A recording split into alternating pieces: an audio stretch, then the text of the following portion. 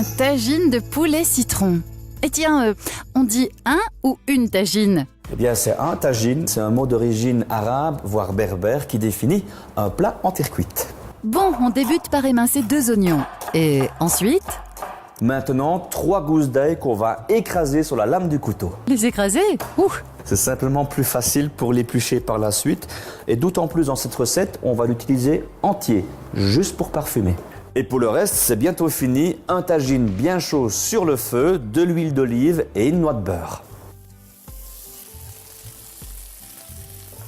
De la cannelle, du cumin, du curcuma, du safran et du gingembre frais. Une cuillère à café de chaque épice et on attaque le gingembre. Eh oui, ça s'épluche à la petite cuillère. Alors, un petit morceau suffit parce que c'est fort le gingembre. On va simplement le couper grossièrement. Oignons, ail, épices et gingembre sur le feu et on touille un petit peu avant de rajouter le poulet par-dessus. Au fait, le choix du poulet, c'est important, non? Pour la volaille, on n'hésite pas sur la qualité, un bon poulet fermier. On remue le tout, histoire que les saveurs imprègnent bien le poulet. Ça sent super bon. Avant de laisser mijoter, on ajoute l'équivalent d'un verre d'eau en évitant de verser sur le poulet. Et on laisse cuire à l'étouffée. À couvert. Une bonne poignée d'olive 10 minutes avant la fin de la cuisson.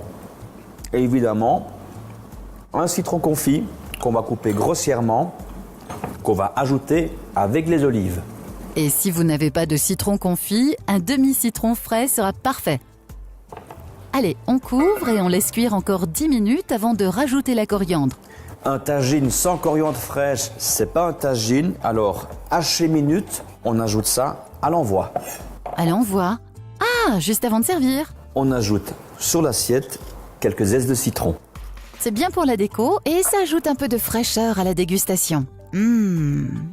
On peut servir ce tagine avec de la semoule de couscous, du riz, voire des tagliatelles fraîches. Mais moi, je le préfère avec un morceau de pain. Un succulent tagine préparé en 10 minutes. Et c'est encore meilleur si vous l'avez préparé la veille. Pour revoir cette recette, en savourer plein d'autres et les partager avec vos amis, rendez-vous sur qu'est-ce qu'on mange.tv.